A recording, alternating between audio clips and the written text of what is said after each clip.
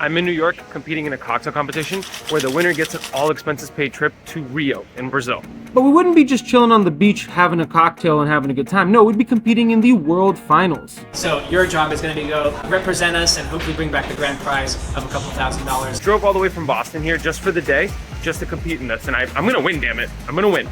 And I was up against some of the best bartenders in all of New York City. This competition was held by Amazzoni Gin, which is a Brazilian gin that I've used at my bar and restaurant for quite a little while. The rules were simple. Create an original cocktail using Amazzoni Gin, and it would be judged on just a couple of different criteria: presentation, execution, taste, texture and creativity, and bonus points for using a Brazilian ingredient. The cocktail will be judged by 3 incredible judges. We had Nick from Amazzoni, Jeff, who actually won the competition last year, and Angie, who was a newcomer, but who has a lot of experience in bartending as well. But all right, let's meet our contestants.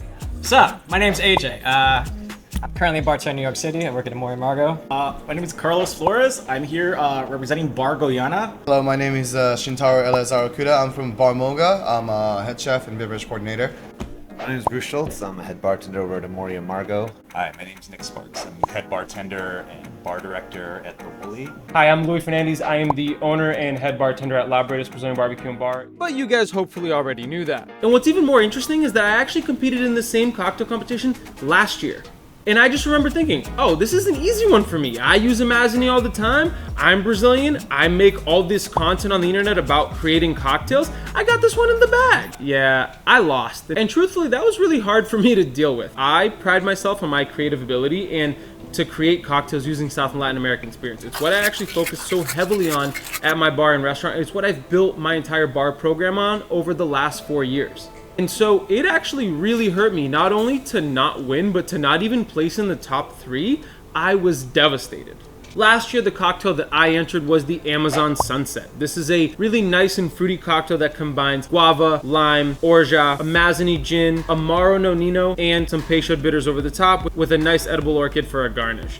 It is a nice summertime fruity cocktail, but it just wasn't good enough. And so after I lost with this cocktail, I actually went straight back to the drawing board because I was determined to not suffer the same fate the second year. And so the stage was set for our competition, and up first was AJ. He made a really fascinating variation on a 50-50 martini that had a mango vinegar shrub and some Japanese bitters, and it was a really delight called the Peak to Peak.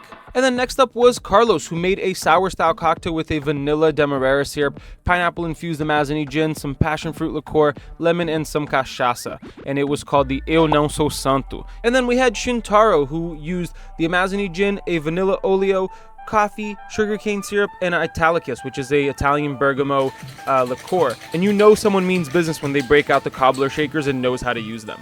He said that it was kind of like a coffee milk, and it was called the Hello from the Other Side. And then next up we had Nick, who created his cocktail with some clarified tomato water in a martini spec with a little bit of dry vermouth, the Amazzoni Gin, and a little bit of lime juice. What was crazy is that this man broke out his own CO2 canister to create his own carbonated beverage right here, and he brought this all over New York City just for the competition. The level of dedication, and his cocktail was called the Machixe Highball. And machixe is kind of like a Brazilian pickle, and he actually used that in his clarified tomato water to make this cocktail. Bruce decided to go a little bit crazy and make a Ramos Gin Fizz variation, which for those of you who don't know is one of the craziest and hardest cocktails to make because of just how long it takes for you to shake, let it settle. And so what he did was he added a little bit of cream, egg, cachaça, the gin, a passion fruit basil syrup, a lemon lime blend, soda water, and then he did some lime zest over the top, and he called his cocktail the Rainforest Fizz. And then next up was little old me, and I presented an original cocktail called the Checkmate. And so the idea behind this cocktail, the Checkmate, it came to me because the person who won it last year, who was actually judging it this year, Jeff, he created a Brazil nut orgeat where he took a Brazilian ingredient, turned it into something transformative, and used it in his cocktail. And I actually tried to do the same thing with my homemade honey mate syrup that I used, which was the basis of this cocktail. Mate tea, it's one of the most iconic Brazilian things out there, and I'm absolutely obsessed with it. So what I did was I created a honey mate syrup where I made the tea and equal parts with honey and mate to create the honey mate syrup. And so how do you make the Checkmate? Well, it is 1.5 ounces of Amazzoni Gin, 3/4 of an ounce of honey mate syrup, 3/4 of an ounce of lemon juice, a 1/2 ounce of Amaro Nonino, 1 dash of absinthe. Shake it up with a couple of cubes. You serve it in a gourd that is traditionally used to serve mate tea, and then you cover it with pebble ice, 1 mint sprig for garnish, a dehydrated lemon, and just spritz an absinthe over the top. But was this cocktail good enough for me to win this year? And so it was my turn next to present my cocktail, and then the nerves started to set in, especially after seeing everyone go before me and just how creative they had all been. Were the judges going to like it? Was it lame? Was it creative enough? I was sweating. Like, imagine if I had messed up making this cocktail in front of the judges. Like, you can't come back from that. Like, that's the whole competition. Especially when someone like Nick brought his own CO2 canister all over New York just for this competition, and all I did was bring my honey mate syrup from Massachusetts in my car. And maybe I just did it to myself and psyched myself up and got into my own head, but it would be so validating to win and to get to go back to my home country and compete in the world finals. So can you really blame me for how I was feeling in that moment? And so overall, I thought I did a pretty good job, actually, despite the wanting to throw up feeling that I had at the whole time. And it was just really great to get to compete with all these other incredible bartenders and get to be in this space. And it was really up to the judges at this point. It was very, very difficult to choose. As I said earlier, if we could take all of you, we would. There's some extremely high quality cocktails that were presented today, making this a very, very difficult decision. Just so you get a sense, so in third place, Shintaro. Thank you very much. Coming in at 85.3. At 85.6. 0.6, there's a 0.3 difference here. So the average between the pairs, this is a 0.1 difference, is both Louis and Bruce. So we had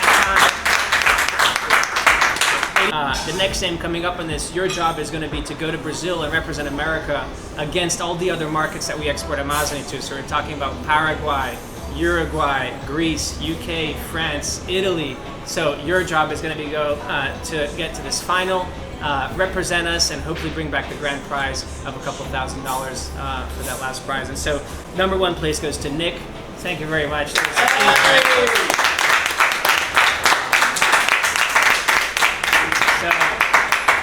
And the win was completely deserved. Nick did a ton of research and went above and beyond to execute his cocktail. So, I didn't win, but second place feels pretty great, especially because I had to divide second place with Bruce, who's a baller, who's a really good bartender and a dude who's just excellent. So I feel really great about that. And you know what? It's progress. Last year, didn't make the top 3, the final 3. This year, second place. Who knows what happens next year? Maybe I'll finally win eventually. We'll keep trying though.